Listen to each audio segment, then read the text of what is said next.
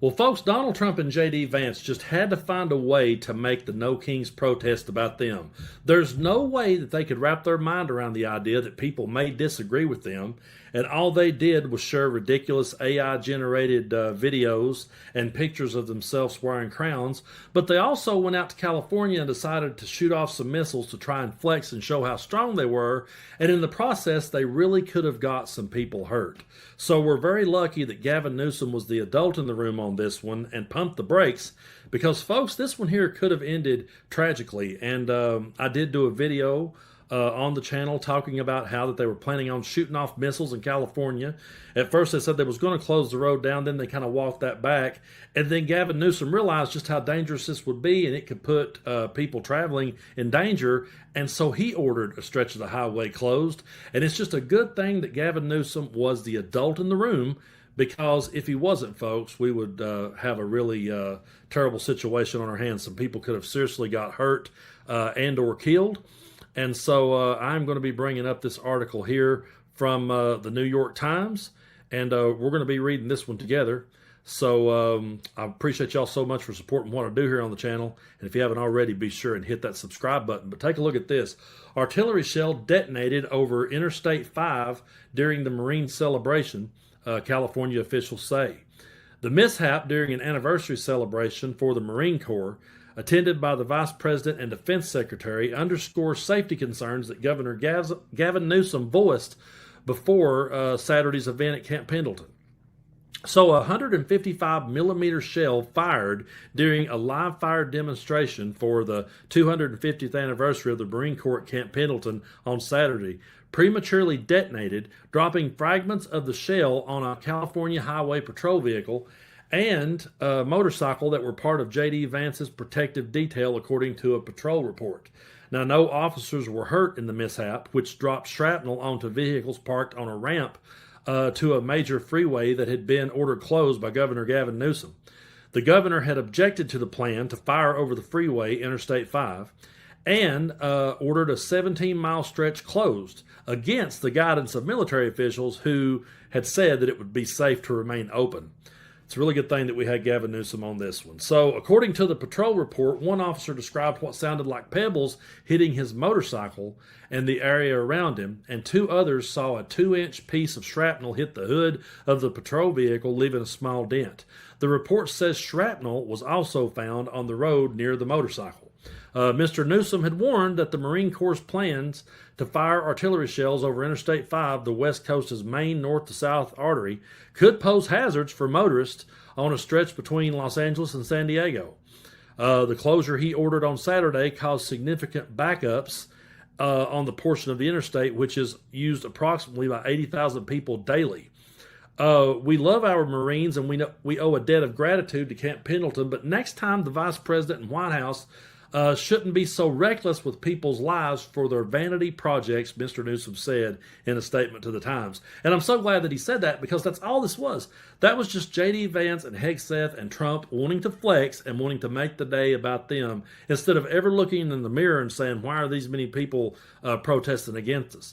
But Lieutenant Colonel Lindsay Pyrick, a spokeswoman for the 1st Marine Expeditionary Force at Camp Pendleton, said the Corps was aware of the report of a possible airborne detonation, and an investigation was underway. We are committed to determining the incident's root cause and applying findings to future missions, she said. The statement did not provide additional detail on the munitions used during the exercise. A spokesman for Mr. Vance declined to comment and referred reporters to the 1st Marine Expeditionary Force.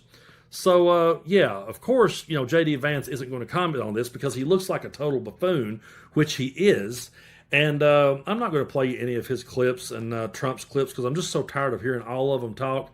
But he literally got up there and said, I took this job to serve President Donald Trump.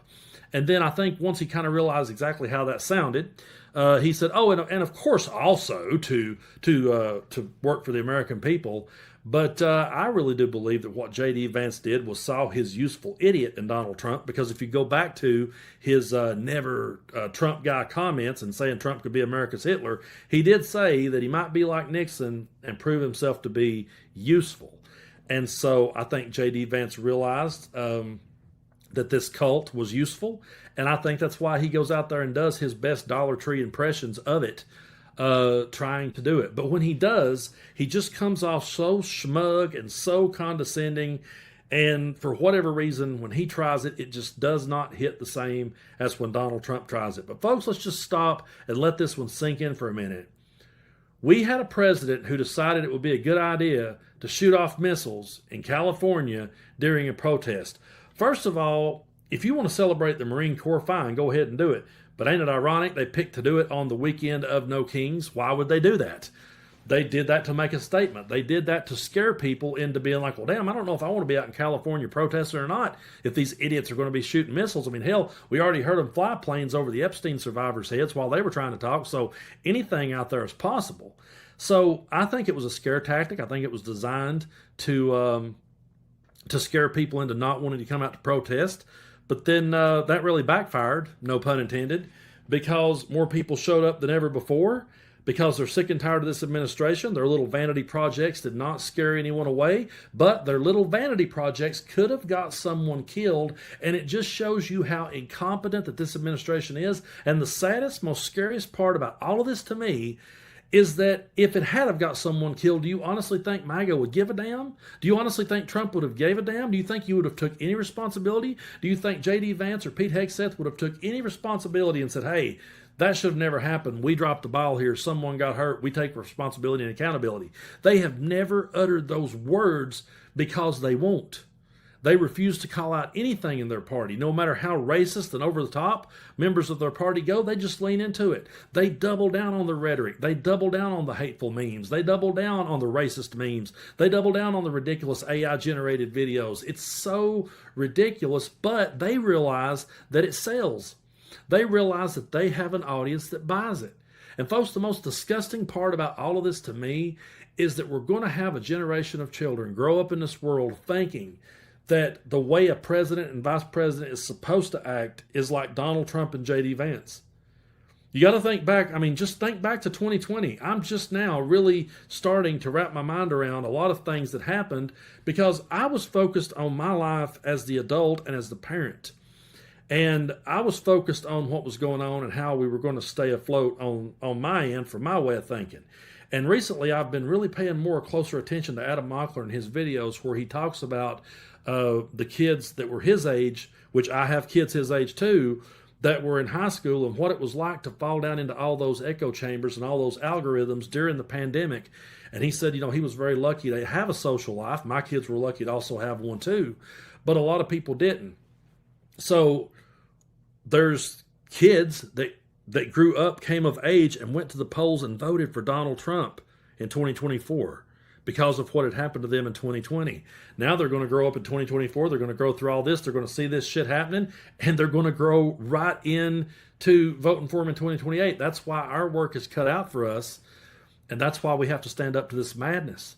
But this was an absolute buffoon move on J.D. Vance and Pete Hegseth's part, and it's just a good thing that Gavin Newsom was the adult in the room and said, wait a minute, we better pump the brakes. But I'm sure if something had have went wrong even more drastically, somehow they would have blamed it on Gavin Newsom. And that's their shtick. I have never seen a group of people who could just open-handedly slap their opponents right straight in the face, or their voters is what I meant to say. They can just smack their voters right in the face and say a Democrat did that and just keep doing it. And the voter will sit back and say, thank you, sir, may I have another? It's absolutely insane, but that's the world we're up against. And we're also up against a world where when we go out to protest, we might have a bunch of toddlers over here trying to blow shit up. It's absolutely crazy that we got here. I don't know how the hell we did. Actually, there's a lot of reasons why that I think we did. But the only thing we can do at this point in the game is just try to be the adults in the room. And no matter what you think of the Democratic Party, you've never had to defend them for the things you've had to defend Donald Trump for, or for that Trump supporters have to defend. I mean, imagine being them and every day you have to defend one of his over-the-top, racist, or in this case, reckless bullshit stunts. I don't have the patience for that. Even if I had maybe got sucked into Trump in the very beginning, he would have lost me really quick because he's such a bullshit artist and it's so easy to see. But we got to stop playing assumption politics, and we got to realize what we're up against. And we're going to be up against these morons, unfortunately, for a long time.